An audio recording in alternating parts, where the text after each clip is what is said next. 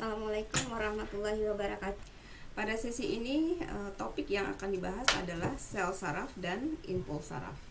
Sel saraf pada manusia dapat kita bedakan menjadi dua, ya, neuron dan glia. Nah, sel-sel saraf inilah yang membangun sistem saraf kita. Pada otak manusia terdiri sekitar 100 miliar neuron. Neuron-neuron ini bekerja memberikan informasi, memproses dan akhirnya merespon stimulus yang berasal dari luar. Ini adalah bagian otak dan spinal cord. Otak atau cerebrum di sini ada sekitar 12 sampai 15 miliar neuron. Cerebellum sekitar 70 miliar neuron dan spinal cord 1 miliar neuron. Neuron yang membangun di dalam sistem saraf kita lebih kurang 68 miliar. Ini adalah hasil dari pengamatan di bawah mikroskop elektron. Ada bagian yang gelap, itulah yang menunjukkan neuron. Seperti sel di tubuh kita yang lain, neuron juga mengandung struktur atau organel berikut. Ada membran, ada nukleus, ada mitokondria, ribosom, dan endoplasmic reticulum atau reticulum endoplasma. Gambar ini bisa lebih menjelaskan bagian-bagian tersebut. Pertama, nukleus, ya, ada inti sel. Di nukleus inilah terdapat materi genetik atau DNA. Kemudian ada yang namanya membran plasma untuk mengatur keluar masuk materi, substansi kimia yang dibutuhkan oleh sel ataupun yang akhirnya dikeluarkan dari sel neuron. Jadi berfungsi memperantarai bagian dalam dan bagian luar. Yang atas ini adalah ribosom, ini organel yang sebagian bisa menempel di retikulum endoplasma. Fungsinya adalah untuk sintesis protein. Jadi ada isolasi, ada proses modifikasi dan transportasi protein yang dibutuhkan oleh sel. Yang di bawah ini adalah mitokondria. Fungsinya adalah untuk respirasi sehingga berperan dalam metabolisme energi. Gambar ini menunjukkan membran plasma terdiri dari dua lapis sehingga dikenal dengan istilah lipid bilayer. Bagian atas dibangun oleh gugus fosfat, dua lapis. Di antara membran ini ada yang namanya molekul protein, berfungsi untuk membantu transportasi aktif molekul-molekul yang diperlukan bagi sel. Sel neuron seperti halnya dengan sel tubuh kita yang lain itu memiliki bentuk yang berbeda. Berdasarkan proses impuls yang diteruskan, kita bisa bedakan antara neuron motor dan neuron sensori.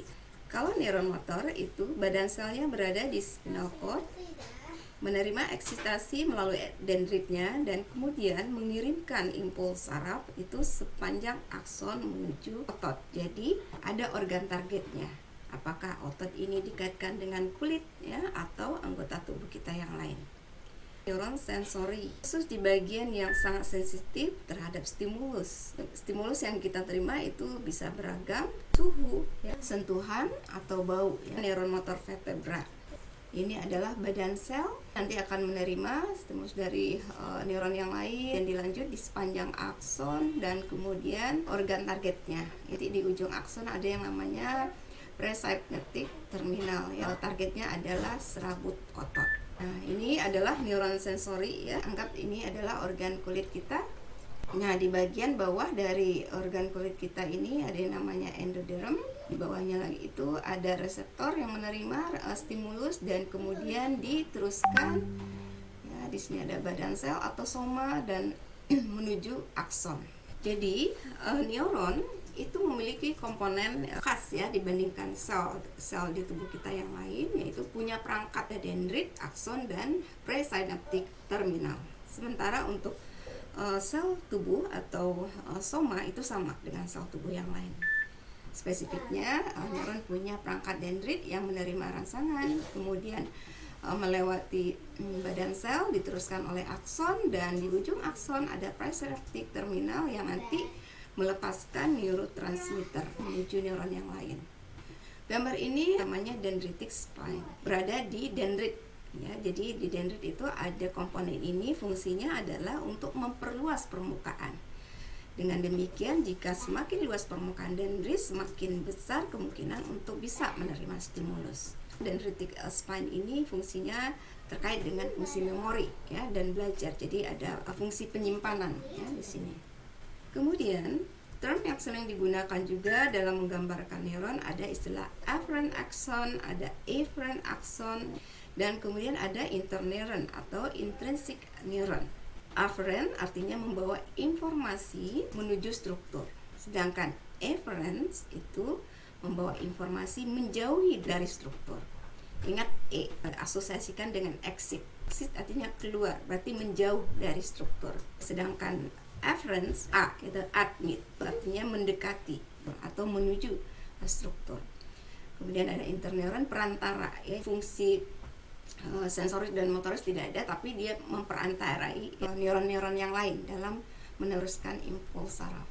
Kalau kita lihat gambar, ada neuron A dan B. Ketika impuls saraf itu dari A menuju B, maka kita sebut bahwa A itu efferent, karena impuls saraf akan menjauh dari sumbernya.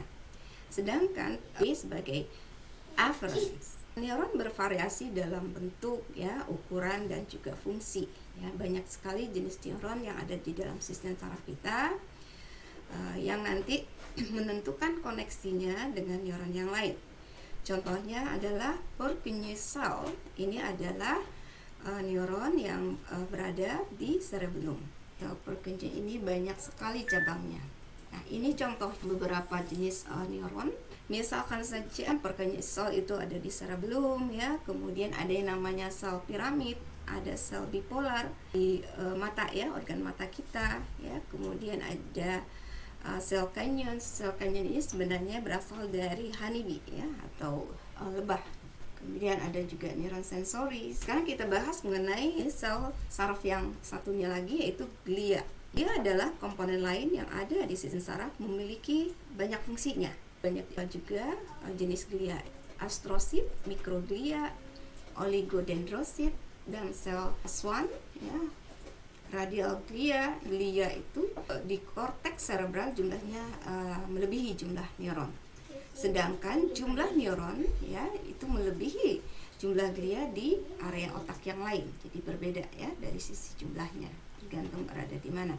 Oligodendrosit yang ini, yang di tengah, ini adalah glia yang berada di sistem saraf pusat. Yang fungsinya memproduksi mielin. Mielin adalah komponen yang menyelaputi akson. Kemudian sel SWAN, ini sama fungsinya untuk memproduksi mielin, namun berada di sistem saraf perifer. Masih banyak yang lain, ada astrosit, ya, ada mikroglia. Astrosit ini fungsinya untuk melintasi substansi, ya, kimia melewati pembuluh darah dan juga neuron-neuron yang lain. Blood-brain barrier, ya.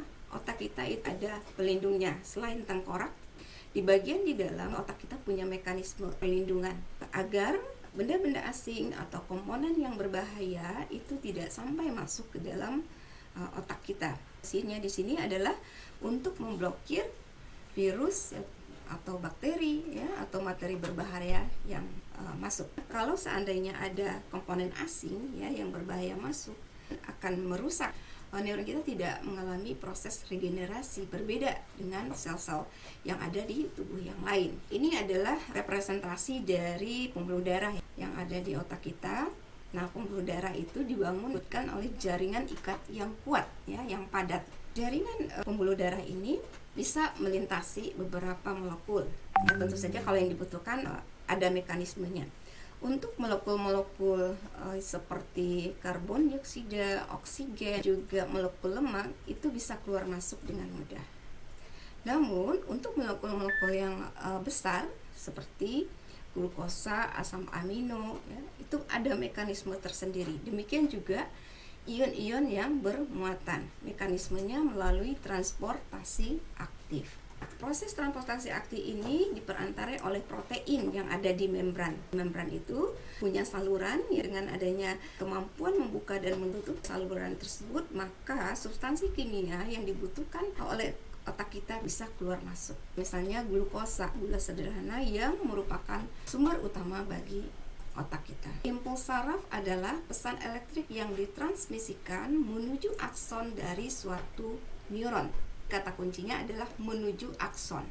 neuron ada inti sel, ada dendrit, ada badan sel, ada akson, dan ada terminal sinap ya, atau terminal presinap. Nah, impuls itu tidak berjalan secara langsung menuju aksonnya, tetapi diregenerasi pada titik-titik sepanjang akson. Kecepatan impuls saraf itu dalam rentang 1 mili per detik sampai 100 mili per detik ya, cepat sekali. Sebelum membahas mengenai impuls saraf nanti dikaitkan dengan potensial aksi, kita bahas dulu mengenai resting potensial. Potensial pada saat keadaan istirahat sebelum terjadinya potensial aksi. Ini mengacu pada kondisi awal dari neuron untuk mengirimkan impuls saraf. Membran neuron mempertahankan gradien elektrik, yakni perbedaan muatan elektrik di dalam dan di luar sel. Neuron memiliki perbedaan muatan antara bagian luar neuron dan di dalamnya, yang dikenal dengan polaritas. Nah, kita bisa mengetahui voltase. Di sini ada alat mikroelektrod yang ditempelkan pada badan sel sehingga kita mengetahui berapa voltase daripada neuron. Dalam keadaan istirahat ada yang namanya resting potensial. Membran mempertahankan gradien elektrik. Ternyata dalam keadaan istirahat ini bagian di dalam neuron itu lebih negatif dibandingkan yang di luar, sekitar minus 70 mV. Ya, ternyata ada komponen-komponen molekul, misalnya protein bermuatan negatif ya, berada di dalam sel neuron, itu juga mempengaruhi. Ya. Selain itu ada ion-ion lain yang keluar masuk dari neuron. Ada sodium atau Na+, ada potasium ya, atau K+, kalium, dan ada yang namanya klor, Cl-, melewati saluran dalam membran neuron. Kondisi ion-ion ini dalam keadaan istirahat, misalnya sodium salurannya tertutup, tidak bisa keluar masuk. Sedangkan potasium sebagian terbuka ya, jadi ada aliran potasium dalam keadaan istirahat. Selama mempertahankan gradien elektrik tadi, ada mekanisme lain yang disebut sebagai sodium potasium pump. Ini sebenarnya adalah protein kompleks yang secara berulang memompa 3 ion Na keluar, kemudian secara bersamaan ada 2 ion K+ masuk ke dalam sel. Jadi ada 3 yang keluar, ada 2 yang masuk. Berarti yang di luar lebih positif. Mekanisme sodium potasium pump ini membantu mempertahankan gradien elektrik. Dengan kondisi ini, maka Na+ terkonsentrasi 10 kali lebih banyak di luar dibandingkan di dalam sel. Sedangkan K+ lebih terkonsentrasi di dalam. Kalau kita lihat satu persatu Na+, ya, sodium ini, ternyata ada 2 gradien yang bekerja, gradien elektrik dan gradien konsentrasi. Gradien elektrik, Na berada di luar, Na+, sedangkan di dalam bermuatan negatif. Nah, dengan perbedaan muatan yang satu positif dan negatif, maka kecenderungan untuk Na+ itu dia cenderung untuk masuk ke dalam kalau kita lihat dari sisi gradien elektrik. Kemudian kalau kita lihat dari sisi gradien konsentrasi yang punya prinsip bahwa konsentrasi yang tinggi itu akan cenderung menuju ke konsentrasi yang rendah. Na itu lebih terkonsentrasi 10 kali berada di luar. Berarti prinsip ini juga akan membuat kecenderungan Na untuk masuk ke dalam. Jadi ada 2 peluang yang besar bagi Na+ untuk masuk ke dalam. Sedangkan untuk kalium yang bekerja hanya gradien elektrik, cenderung menarik ion potasium ke dalam. Sodium potasium pump. Ya. Setiap 3 ion Na+ dikeluarkan, maka disertai dengan 2 ion kalium atau potasium. Hiperpolarisasi, semakin lebar polaritasnya, semakin besar bedanya, ya. Artinya mengacu pada peningkatan polaritas atau perbedaan muatan elektrik dari 2 tempat. Sementara depolarisasi itu mengacu pada penurunan. D berarti semakin mengecil perbedaannya, ya. Kalau tadi kondisi awal kan minus 70, maka dia akan mengecil, berarti dia akan mengarah kepada 0, ya. Misalnya minus 60, minus 50, nah itu namanya terjadi depolarisasi. Threshold of excitement mengacu pada stimulasi yang melewati level tertentu dan menghasilkan depolarisasi yang masif dari membran. Inilah yang disebut sebagai potensial aksi, yaitu depolarisasi yang cepat dari neuron. Depolarisasi ini mencapai atau melampaui batas threshold yang memicu eksitasi impuls yang menghasilkan potensial aksi. Cara kerjanya adalah the all or non low.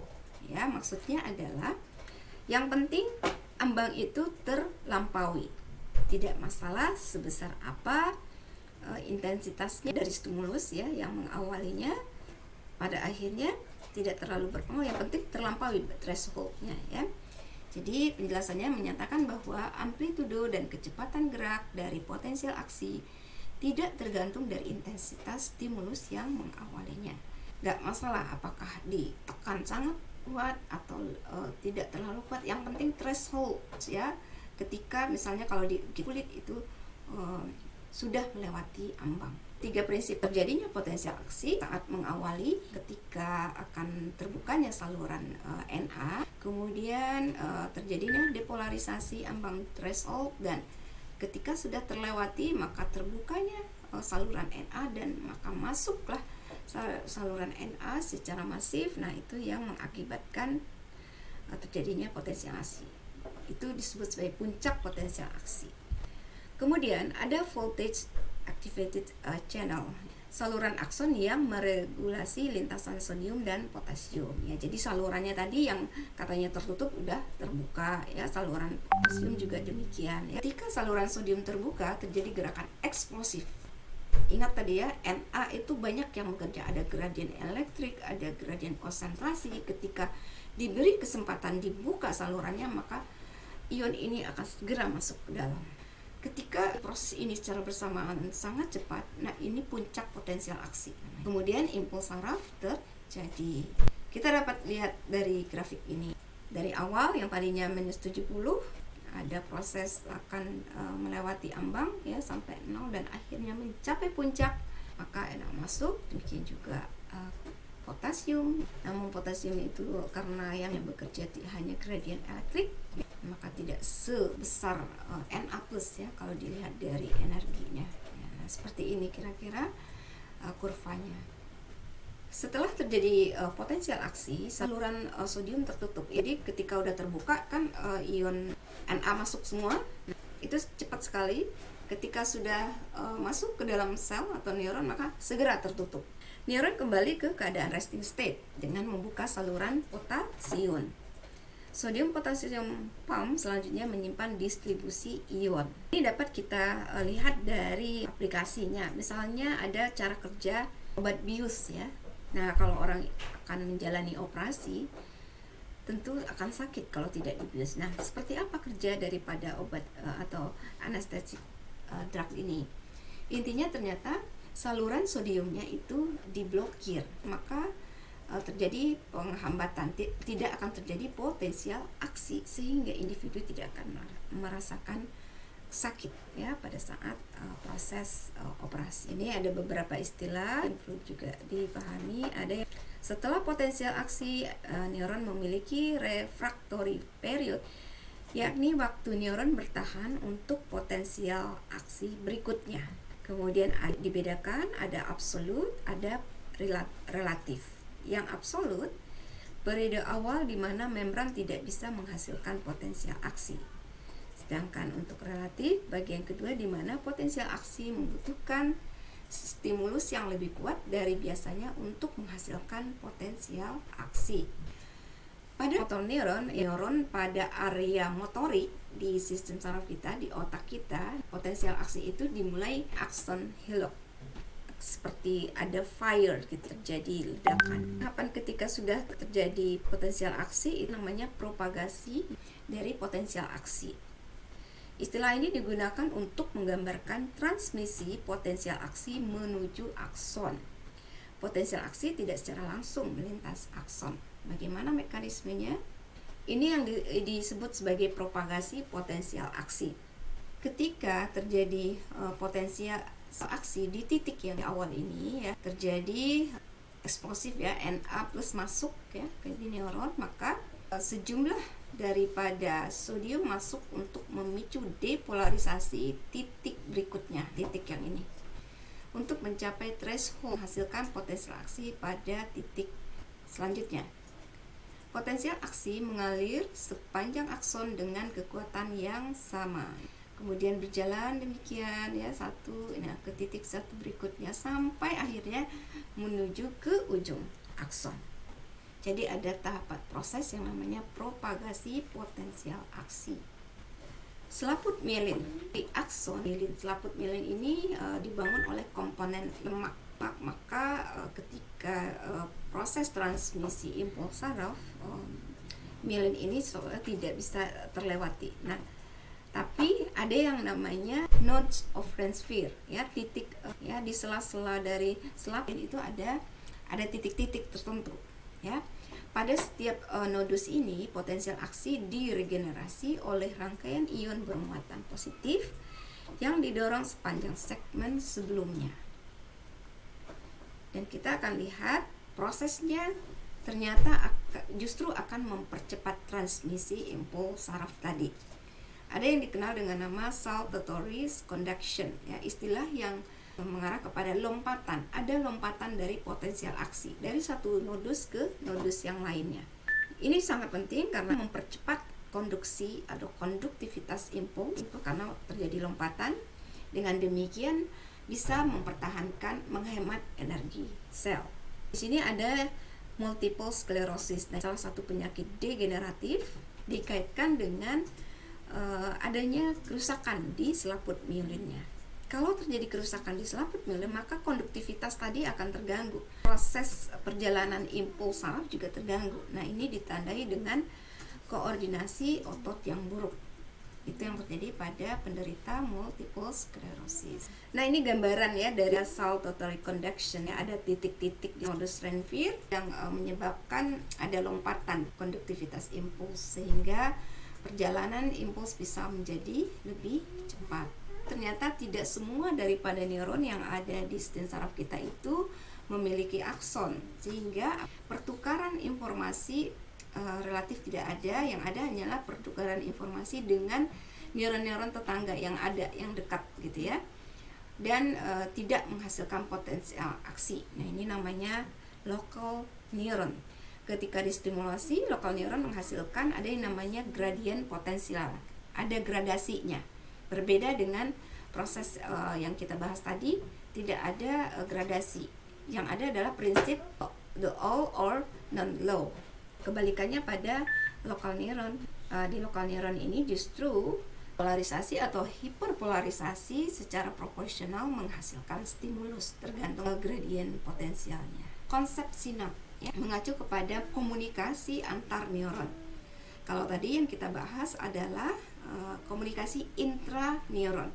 Apa yang terjadi, bagaimana konduktivitas yang terjadi di dalam neuron. Nah, setelah sampai di ujung akson, terus seperti apa mekanismenya? Ini ada yang dikenal dengan istilah sinap. Nah, ketika terjadi neuron fire, neuron melepaskan substansi kimia yang dikenal dengan neurotransmitter di terminal presinap. Terminal presinap ini di ujung akson ya. Kemudian neurotransmitter ini berdifusi ya, melintasi celah sinap, celah yang memperantarai dari presinap dari neuron yang satu dengan postsinap dari neuron yang berikutnya. Kemudian berinteraksi dengan molekul reseptor khusus dari neuron berikutnya. Ketika neurotransmitter berikatan dengan reseptor postsinap, maka bisa terjadi salah satu efek berikut. Pertama, ada depolarisasi, memperkecil polaritas menuju ke 0, misalnya dari minus 70 ke 67 milivolt ya, berarti mengarah ke 0 ya. Ini akan memicu ya, sehingga kita sebut juga excitatory postsynaptic potential. Kemudian ada hiperpolarisasi, hyper, jadi semakin lebar perbedaan polaritasnya dari minus 70 menjadi minus 72. Semakin jauh, makin lebar polaritasnya, maka seolah-olah kita bisa mengindikasikan ini ada tahapan yang lebih menghambat, inhibitory postsynaptic potential, kalau terjadi hiperpolarisasi. Ada istilahnya EPP-SPS, ada IP-SPS ya. Nah, saya akan sebutkan hanya excitatory atau inhibitory saja biar lebih mudah. Dua kemungkinan ini akan mengalami integrasi. Tadi neurotransmitter sudah melewati sinapse cleft dan masuk ke neuron berikutnya, maka ini akan berkontribusi ya, apakah dia dalam bentuk inhibitory atau excitatory. Ukurannya juga bervariasi.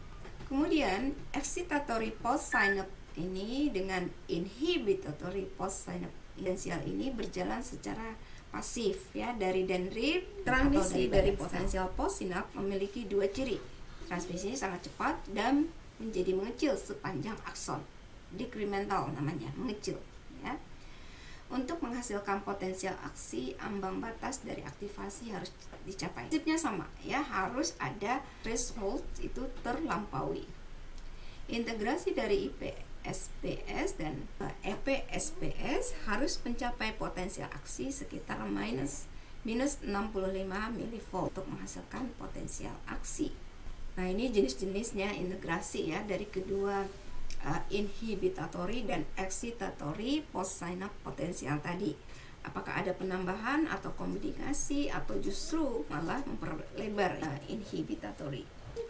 Ada dua, ada temporal summation dan spasial. Kalau tempo terkait dengan waktu ya, jadi integrasi dari beberapa excitatory postsynaptic potensial yang terjadi pada waktu yang berbeda. Sedangkan spasial artinya integrasi dari beberapa excitatory yang terjadi di tempat yang berbeda, yang menghasilkan excitatory postsynaptic potensial yang lebih besar ya. Kemudian ada akson ini ya. Ini akson dari A, ada B, ada C ya. Kemudian ada D. Nah, itu bergabung gitu ya. Nah, itu namanya ada penggabungan integrasi. Kemudian di sini ada two simultaneous excitatory sum to produce a greater excitatory. Ya, jadi ada dua EPS ya yang secara bersamaan simultan menghasilkan excitatory potensial yang lebih besar ya. Jadi di sini bisa kemungkinan itu ada beberapa macam ya. Dan akhirnya seperti apa, misalnya A tambah B stimulationnya, atau C tambah D ya, atau A tambah C ya. Bisa juga ini dikaitkan dengan tempo ya, waktunya yang berbeda. Kalau waktu, nah ini grafiknya kan bisa teramati. Misalnya ini akson ya A misalnya ya, dari neuron yang lain itu waktunya di awal di sini ya, kemudian beberapa detik kemudian ada lagi gitu ya. Nah, jadi ini perbedaan dikaitkan dengan period atau waktu. Ini perbedaan antara postsynaptic potensial dan potensial aksi ya. Kemudian pergerakan pasif dari potensial aksi di dalam bagian bermielin terjadi secara cepat ya. Kemudian ada yang namanya nodus of Lenswehr ya, sama ya pada info saraf yang dibahas sebelumnya. Terdapat saluran ion ya, kemudian potensial aksi terjadi sepenuhnya, dan juga ada proses saltatory conduction. Kemudian kalau ini ada beberapa jenis ya, axodendrit, axosomatic ya. Jadi dendrit di postsynaptic neuron yang satu itu kita bedakan, ada yang ada yang axodendrit, ada yang axosomatic. Kalau yang axodendrit berarti synapse dari akson pada dendritnya langsung. Sedangkan kalau yang somatic berarti synapse dari akson pada badan selnya ya. Sinap bisa bersifat direct dan bisa non direct ya. Kalau yang direct itu melepaskan dan berikatan pada sisi yang sangat dekat ya. Sedangkan non direct pelepasan neurotransmitter dan sisi pengikatannya di posisi yang cukup jauh ya. Nah, ini gambaran anatomi dari sinap. Itu adalah pelepasan dari neurotransmitter ya, dari ujung terminal presinap. Neurotransmitter sendiri bisa dihasilkan itu di ujung terminal buton ini ya, di ujungnya sendiri, kemudian diselaputi dalam bentuk vesikel ya. Namun bisa juga dihasilkan dari badan sel ya.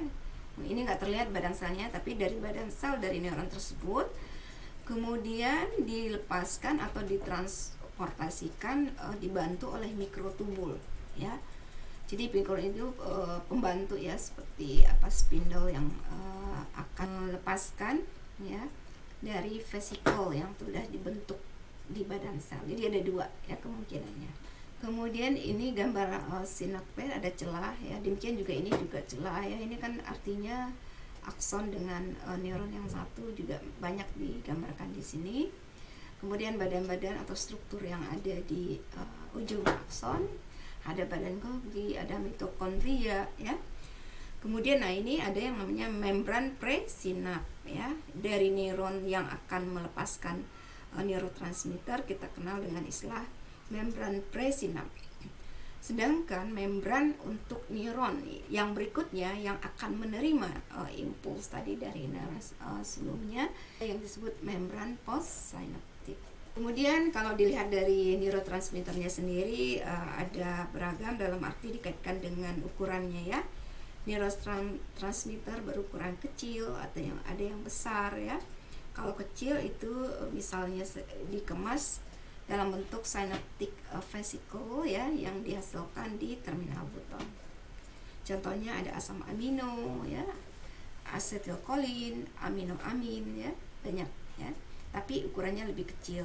Kemudian ada juga neurotransmitter yang ukurannya lebih besar, itu disintesis di soma badan sel ya, yang akan diteruskan atau ditransformasikan tadi dibantu oleh mikrotubul. Ini contohnya adalah peptida ya. Peptida itu adalah untaian dari beberapa asam amino yang akhirnya nanti akan membentuk molekul protein. Koeksistensi ya, sebagian neuron mengandung kedua molekul besar dan kecil. Jadi bisa jadi dalam satu neuron ada dua jenis neurotransmitter. Proses pelepasan neurotransmitter ini dikenal juga dengan istilah eksositosis. Nah, ketika sudah dilepaskan maka itu akan memicu, dikaitkan dengan potensial aksi. Ya, kedatangan potensial aksi di terminal akson membuka saluran ion kalsium Ca+. Masuknya kalsium menyebabkan vesikel itu berdifusi dengan membran terminal dan melepaskan isinya. Dilepaskanlah neurotransmitter di celah sinap tadi dengan cara berdifusi.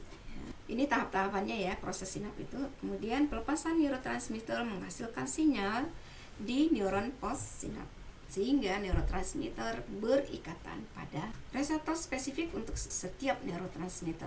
Istilah lain yaitu ligan, molekul yang berikatan pada sisi dari suatu molekul yang lain. Jadi kalau kita menggunakan prinsip istilah ligan, neurotransmitter itu adalah ligan dari reseptornya. Ada dua jenis reseptor, ionotropik dan metabotropik. Ion berarti lebih kecil, artinya neurotransmitter dalam bentuk ion. Metabotropik itu berarti besar ya, dalam bentuk sinyal protein atau protein G. Neurotransmitter berikatan dan berasosiasi dengan saluran yang terbuka atau tertutup yang menyebabkan postsynaptic potensial. Jika saluran sodium terbuka, contohnya excitatory postsynaptic potensial terjadi, maka menyebabkan sodium masuk. Ini yang terjadi pada reseptor metabotropik ya. Jika neurotransmitter berikatan dengan metabotropik reseptor, subunit dari protein G pecah dengan cara berikut. Ada subunit bergerak sepanjang permukaan dalam membran dan berikatan dengan saluran ion terdekat.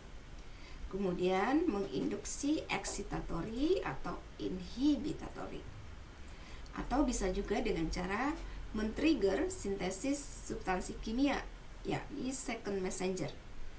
Ketika terbentuk kemudian berdifusi melalui sitoplasma dan mempengaruhi aktivitas neuron dengan berbagai cara. Gambar ini menunjukkan mekanisme neurotransmitter berikatan apakah dengan ionotropik reseptor atau dengan metabotropik reseptor. Dan misalkan ionotropik reseptor, ya, ketika ada rangsangan tersebut yang memicu terbukanya saluran Na, maka akan masuk Na+.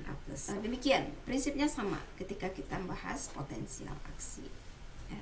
Meskipun ada perbedaan di dalam sisi kecepatannya. Autoreseptor, metabotropik reseptor yang memiliki dua karakteristik yang tidak umum, yaitu berikatan dengan neuronnya sendiri, ya, berlokasi pada membran presinaptik, biasanya memonitor jumlah molekul neurotransmitter pada sinaps. Ini terminasi dari efek neurotransmitter. Selama neurotransmitter di sinaps bersifat aktif, aktivitasnya harus dihentikan. Ada yang namanya reuptake, ya, reuptake. Neurotransmitter diambil dan dilakukan recycle. Jadi ketika sudah dilepaskan dan diikat, ya, kemudian selanjutnya ada yang disebut sebagai reuptake dengan cara di recycle, ada juga dihancurkan, ya, didegradasikan menggunakan enzim degradasi, diuraikan misalnya asetil cholinesterase.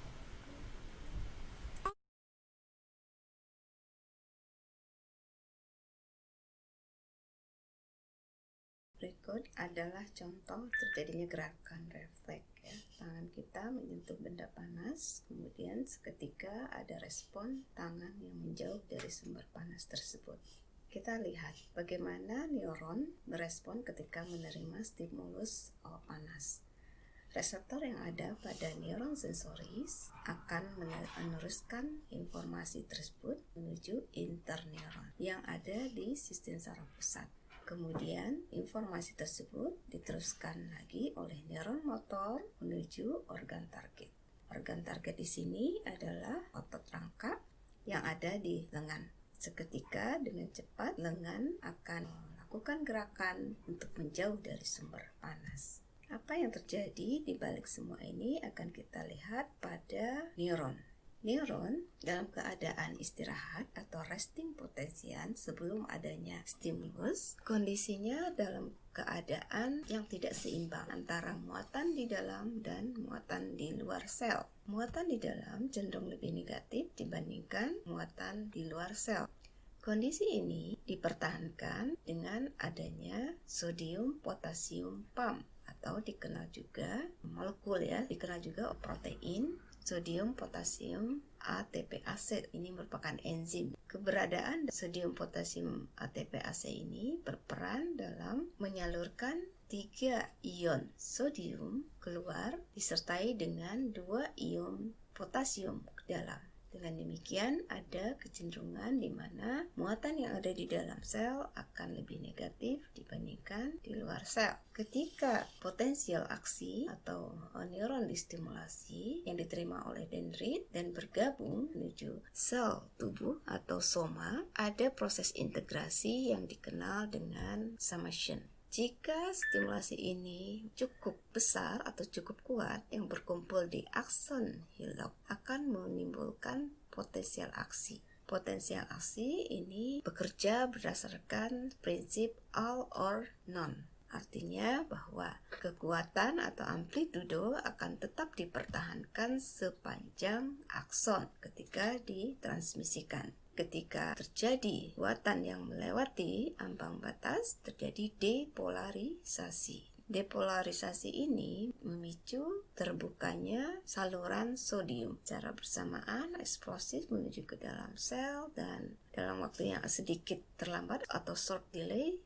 saluran potasium juga terbuka, ya, menyebabkan ion potasium keluar. Ketika ini terjadi sangat cepat sekali, ini menyebabkan kembali kepada posisi semula, yaitu re-establishing resting potensial. Dengan kembalinya posisi kepada resting potensial, ion akan bergerak sepanjang akson. Ion berdiskusi dalam jarak pendek yang memungkinkan sinyal menuju ke terminal akson. Impuls elektrik yang melewati dari neuron ke satu neuron ini dikenal dengan proses sinap. Ujung dari presinap dan neuron yang satunya diperantai oleh sel synaptic cleft. Ketika potensial aksi menuju ke terminal akson, maka neurotransmitter yang diselimuti oleh vesikel terbuka dan melakukan proses difusi, dan neurotransmitter dilepaskan lewat celah sinap. Kemudian neurotransmitter tersebut yang membawa impuls tersebut akan menempel pada reseptor yang berada di membran prosinap. Seketika akan membuka saluran NA dan akhirnya lalu dilepaskan. Transmisi sinyal ini menuju ke sel efektor, kemudian akan diteruskan dari sel ke sel, bagian seterusnya, sehingga kita bisa memahami bahwa terjadinya suatu gerakan yang sangat cepat. Demikian, terima kasih. Ini adalah sesi akhir daripada materi impuls saraf. Semoga Anda bisa memahaminya. Assalamualaikum warahmatullahi wabarakatuh.